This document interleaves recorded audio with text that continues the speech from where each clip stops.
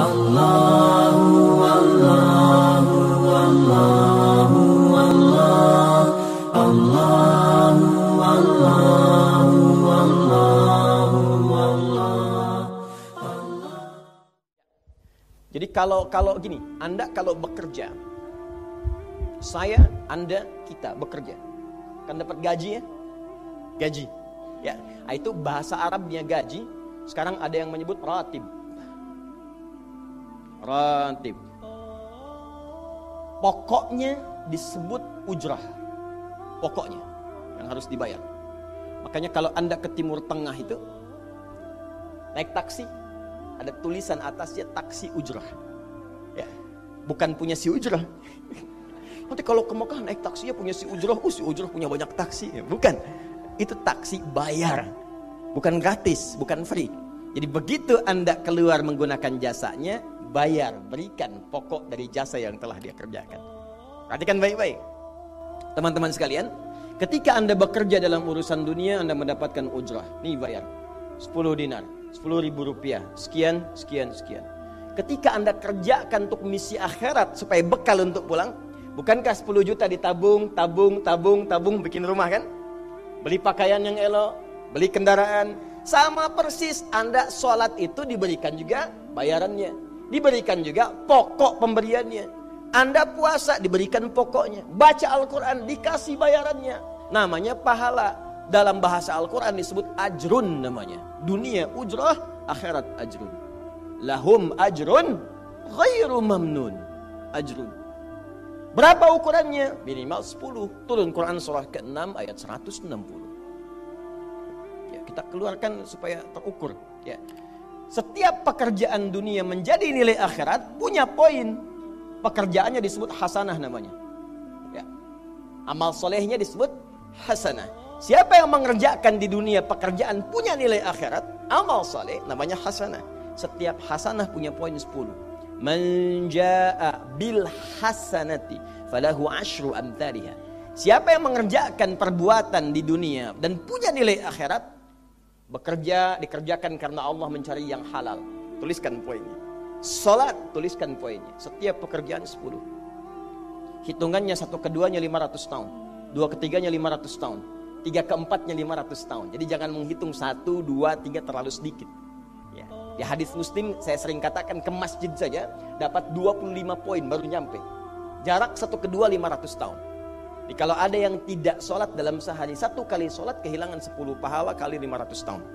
Dia kehilangan pahala 5.000 tahun. Ya, dosanya berapa?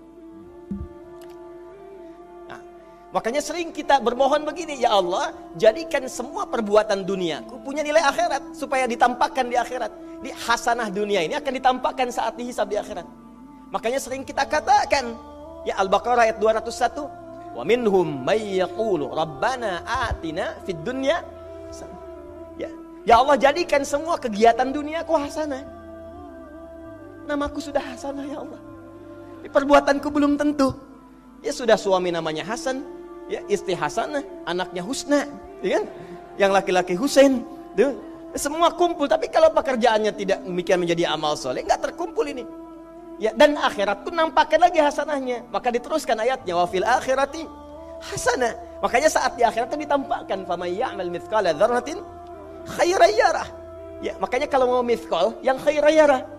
Jangan yang syarran yarah.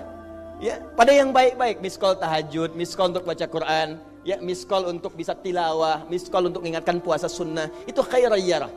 Ya, miskol pada yang tidak bagus, tinggalkan itu syarran yarah. Ini balik sini. Maka dapat kita nilai ini, kembali kepada Allah, kumpulkan semua ini. Tinggal nanti, tergantung Anda mau punya rumah di yang mana daerahnya. Komplek yang elit. Di Indonesia, di sini Jakarta ada Pondok Indah. Ada beberapa tempat-tempat yang lainnya, elit kalangannya, Menteng, dan seterusnya. Maka di surga pun ada komplek yang elit-elit. Ada Firdaus, ada surga Aden, ada macam-macam. Tinggal Anda cari bekal yang serius, turunkan kemudian ke bumi. Cuman sayang, dari sekian waktu yang Allah berikan disebut dengan ajal, menjadi batasan kita untuk beramal. Setiap kita dibatasi oleh waktu. Seperti Anda pun bekerja dunia, bukankah ada waktunya? Waktu produktif untuk bekerja, Setelah itu ada masa pensiunnya. Dalam bahasa Arab, sesuatu yang kita kerjakan dengan batas dan setelah hilang batasnya, selesai aktivitasnya, disebut dengan ajal namanya. Maka Allah membuat ketentuan, kita pun tidak abadi di bumi. Setiap kita punya batas waktu. Kalau selesai dinas kita dan pulang kita untuk mempertanggungjawabkan semua yang kita kerjakan di sini. Maka turun Quran surah ke-7 ayat 30 berapa? 4 untuk menggambarkan ini. Walikulli ummatin ajal fa idza jaa ajaluhum la yastakhiruna sa'ata wa la yastaqdimun. Setiap umat seluruhnya tanpa kecuali itu pasti punya batas waktu untuk beraktivitas dan selesai pulang. Aktivitas kita ketika bergerak mencari kehidupan ma'isyah, pekerjaannya disebut dengan asya. Diingatkan kalau harakat fathah turun ke bawah kasrah artinya selesai harakatnya, hilang pekerjaannya. Dari asya menjadi isya. Setiap hari diingatkan kita dengan sholat isya. Hei, seaktif-aktifnya Anda, sesibuk-sibuknya akan selesai semua itu. Dan semua kita akan pulang. Bukankah setelah isya kita terpejam? Itu kan latihan. Makanya dalam doa saat akan tidur jadi disebutkan bisikallahumma amutu wa ahya. Ada riwayat lain ahya wa amut. Riwayat populernya amutu wa ahya. Mungkin malam ini saya pulang, saya meninggal. Makanya saat kita bangun dari tidur kita ucapkan alhamdulillahilladzi ahyana ba'dama. Ada maknya, sementara aja. Satu saat mungkin pulang. Kita nggak tahu di bagian mana yang tidur itu mengakhiri kehidupan kita saat kita pulang. Karena itu serius. Ada saatnya kita pulang. Nah teman-teman, ternyata sudah tahu akan pulang pun masih ada yang tidak memanfaatkan waktu dengan baik. Tanyakan pada setiap manusia ya. Dari detik ini. Dimulai dengan diri kita. Kita manusia kan? Tanyakan pada diri kita. Anda wafat tidak? Anda pulang tidak? Anda meninggal tidak? Kalau sadar pulang, maka cari bekal yang baik. Berarti Allah benar kan? Kata Allah setiap kita akan wafat. Kullu nafsin dha'iqatul maut. Setiap yang punya jiwa meninggal. Bahkan dikasih informasi jelas kok. Yang bawa maut disebutkan namanya malakul maut. Quran surah 31 ayat 32 ayat ke-11. Qul yatawaffakum malakul mautil ladzi wukkila bikum. Disebutkan. Bayangkan ya, kurang jelas apa lagi? Disebutkan punya waktu namanya ajal. Akan wafat disebutkan. Yang bawa wafat kematiannya disebutkan malaikatnya. Cara wafatnya disebutkan. Quran surah 89 ayat 27 sampai 30. Ya ayyatuhan nafsul mutmainnah, itu yang tenang. Yang dahsyat dipukulin malaikat juga ada. Ya, Quran surah 8 ayat 50 itu ada sambil dipukulin malaikat. Ya. Maaf teman-teman sekalian, ini sudah jelas semuanya. Jadi aneh manusia itu. Sudah tahu akan meninggal, tahu ada kenikmatan, ada siksaan, tahu ada surga, ada neraka, tahu ada kenikmatan kubur, ada siksa kubur. Kenapa masih main-main juga? Kenapa nggak dimanfaatkan? Dan dia tahu ada yang menyolatkan, ada yang disolatkan. Apa nggak sempat terfikir ketika Anda wafat siapa yang menyolatkan? Bukankah yang paling indah yang menyolatkan orang yang selama ini kita rawat? Anak yang pernah dikandung, diberikan ASI, dirawat-rawat. Anda menyiapkan apa gitu? Kita menyiapkan apa? Sayang-sayang investasi keluar banyak ketika wafat gak bisa berlaku apapun. Bahkan ada yang sebelum wafat pun sudah dibuang dari keluarganya. Waliyadzubillah. Nah, sekarang dari sekian kegiatan aktivitas kita, berapa yang sudah punya nilai di mata Allah menjadi amal saleh? Sekarang kita ukur. Ya, sekarang kita ukur. Pelan-pelan sebentar ya.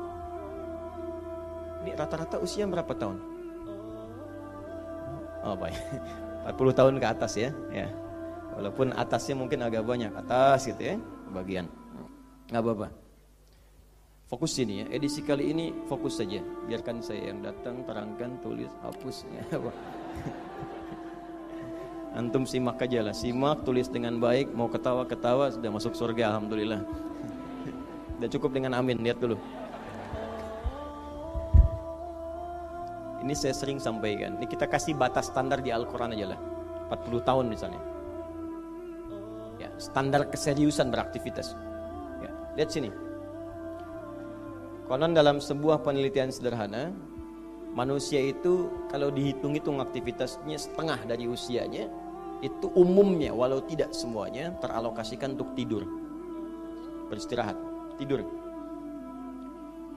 Dari mulai lahir, bayi kecil, tidur, dewasa beraktivitas, tidur siang, tidur malam, tidur macam-macam, tidur kecapean, tidur ngantuk, tidur lelah, tidur segala rupa, tidur setengah dari usia. Jadi kalau 40 tahun tidurnya berapa tahun? 20 tahun. Baik. Sisanya beraktivitas, ya. Nah, itu berapa tahun? 20 tahun.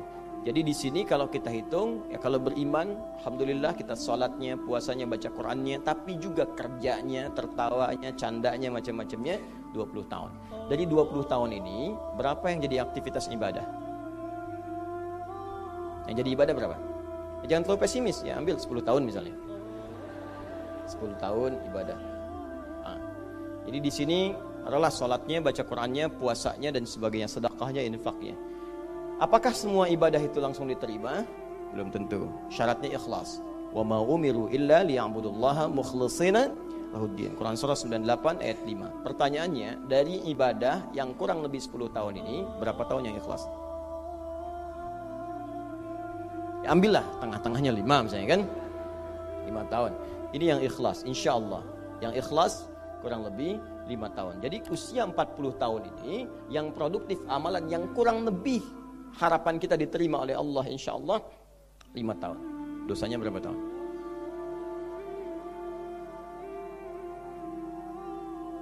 Dan masih bisa tertawa. Dan masih mengharap surga. Masih ingin ke surga Firdaus. Masih ingin mendapatkan segala hal yang istimewa. Sementara kita sadar, gini caranya begini. Coba ucapkan dengan kalimat yang lantang bahwa Anda tak punya dosa. Kalau tak mampu, berarti punya dosa. Ucapkan Anda sudah siap ke surga. Kalau tak mampu, amalnya masih kurang. Jadi kalau sudah merasa amal masih kurang, dosa banyak, terus masih main-main juga. Sudah tahu usia sudah di atas ini, ada yang 50, 60 tahu, waktunya sedikit. Yang kemarin-kemarin banyak yang sia-sia. Jadi kalau yang kemarin-kemarin kurang, masa sisanya masih dikurangi juga? Anda 40 tahun, 50 tahun, 60 tahun. Sekarang anak 4-5 tahun, bahkan matanya buta, ada laki-laki, ada perempuan, sudah jadi penghafal Quran. 5 tahun hafal Quran. Belum baligh. Dan berharap punya bekal di hadapan Allah. Kemarin sahabat saya, Syekh Ali Jabir, ya, datang ke Bekasi. Cerita tentang Kaila, anak 5 tahun, mata buta. Murajaah hafalan Quran sehari 5-7 juz. Dikatakan oleh beliau, Kaila, apa enggak capek terlalu banyak? Kamu kan punya uzur di hadapan Allah. Allah Maha memahami keadaan kamu. Apa enggak lelah? Saya malu justru kepada Allah kalau kurang daripada itu.